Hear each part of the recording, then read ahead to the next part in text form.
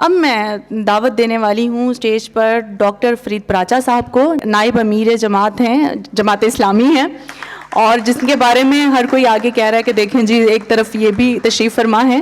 بہت شکریہ سر، آپ تشریف لائے۔ اب ڈاکٹر فاروق سہیل گوندی صاحب کے بارے میں ڈاکٹر صاحب اپنے خیالات کا اظہار فرمائیں گے۔ بسم اللہ الرحمن الرحیم۔ فاروق سہیل گوندی اپنی ذات میں انجمن ہیں، فرد نہیں ادارہ ہیں، اور ایک ایسی شخصیت ہیں جن سے آپ اختلاف تو کر سکتے ہیں، مخالفت نہیں کر سکتے۔ اختلاف وقتی چیز ہے، مخالفت دائمی چیز ہے۔ فاروق سہیل گوندی ایک نفیس انسان ہے جس سے صرف محبت کی جا سکتی ہے، اور محبت بھی وہ جو ہمارے سرگودا سے ہی تعلق رکھنے والے شاعر ڈاکٹر خورشید رضوی صاحب کا شعر ہے کہ کب نکلتا ہے کوئی دل میں اتر جانے کے بعد، اس گلی کی دوسری جانب کوئی رستہ نہیں۔ فاروق سہیل گوندی ایک ہمہ پہلو شخصیت ہے، فکری دانشور ہے، نظریاتی سیاستدان ہے، کالم نگار ہے، ادیب ہے، خطیب ہے، مصنف ہے، سیاح ہے، جہانیاں جہاں گرد ہے، میں ہوں جہاں گرد، پبلشر ہے، بہت کچھ ہے۔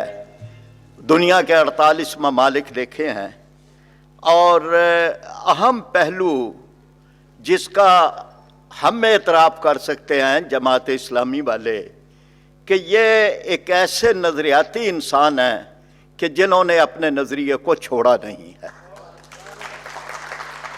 بہت سارے ہم نے بھی دیکھے پیپلز پارٹی والے اپنے اپنے مقام پہ، کبھی تم نہیں کبھی ہم نہیں، کہاں سے کہاں پہنچ گئے، اور اسی طرح سے امریکہ کے مداح بنتے ہوئے بھی لوگوں کو دیکھا، مخالفت کرتے ہوئے بھی اور اس کی پرستاری کرتے ہوئے بھی۔ لیکن فاروق سہیل گوندی کے بارے میں یہی ہے کہ یہ تیری گلی کی قیامتیں کہ زمین سے مردے نکل پڑے، اور یہ اپنی جبین نیاز تھی کہ جہاں دھری تھی دھری رہی۔ بہت کچھ ہے، یعنی ترکی پر اتھارٹی ہیں، اور اتنی اتھارٹیاں ہمارے خلاف بھی کالم لکھ دیا کہ جماعت اسلامی کا عبداللہ دیوانہ، ہم نے اس کو بھی ویلکم کیا۔ ہم کبھی یعنی یہ نہیں سمجھتے کہ کوئی پہلو ان کا اس سے خالی ہو کہ اس کے اندر کوئی مثبت یا اہم پہلو نہ ہو۔ پھر سرگودا سے تعلق ہے، سرگودا والے شاہینوں کا شہر ہے، اور شاہینوں کے شہر کا ایک شاہین فاروق سہیل گوندی ہے۔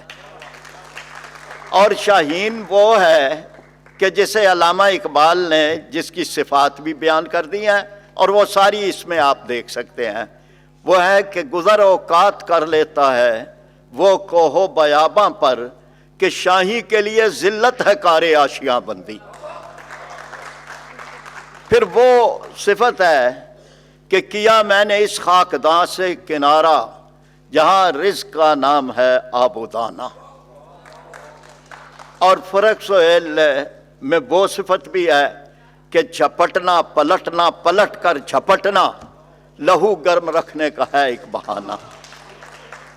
اور وہ بھی ہے کہ جو کبوتر پر جھپٹنے میں مزہ ہے اے پسر، وہ مزہ شاید کبوتر کے لہو میں بھی نہیں۔ تو فاروق سہیل سرگودا کا شاہی ہے۔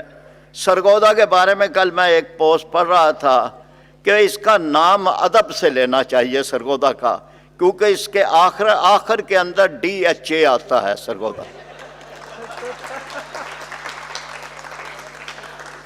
تو بہرحال بہت سارے پہلو ہیں، پڑھے لکھے آدمی ہیں، اور پڑھے لکھے کے بارے میں ایک بات کر کے بات اپنے اختتام پہ، یہ جب قومی اسمبلی کے لیے پرویز مشرف کے دور میں شرط لگی کہ پڑھا لکھا آدمی ہونا چاہیے، تو BA کی کم از کم شرط ہو، تو 342 یہ فگر ہے باقاعدہ، 342 MNA MPA ایسے تھے کہ جو جعلی ڈگری پر وہاں پر پہنچ گئے۔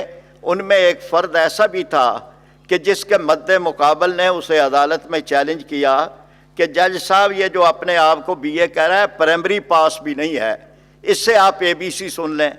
تو جج نے کہا بھائی سنا دو اسے اے بی سی. تو کہا اسے بھی سنا دوں گا, آپ کو بھی سنا دوں گا, پہلے معزز عدالت یہ بتائے کہ چھوٹی اے بی سی سناؤں یا بڑی اے بی سی. ایسے پڑھے لکھے آدمیوں میں فی الواقعہ پڑھا لکھا آدمی جو سمجھتا ہے, جو بولتا ہے, جو دیکھتا ہے, جس نے ہر ایک کا مطالعہ کیا ہے, حتیٰ کہ جماعت اسلامی کا بھی مطالعہ کیا ہے. میں اس پر ان کو, اور وہ جو ایک, میں زیادہ لمبے ہونے سے بچتا ہوں گفتگو کے, مولانا کوثر نیازی صاحب مرحوم پہلے جماعت اسلامی میں تھے, پھر پیپلز پارٹی میں چلے گئے. ان کا ایک شعر تھا کہ جب جوانی تھی امنگوں پر بڑھاپا چھا گیا, اور اب بڑھاپا ہے تو ہر خواہش جمع ہونے لگی. تو جناب فرق سہیل گوہندی جو ہیں وہ ان کی جوانی بھی ان کا بڑھاپا بھی ایک جیسا ہے. اور اس کے بارے میں ہی ایک بات کر کے بات ختم کر رہا ہوں کہ رکے تو چاند چلے تو ہواؤں جیسا ہے, یہ شخص دھوپ میں دیکھو تو چھاؤں جیسا ہے.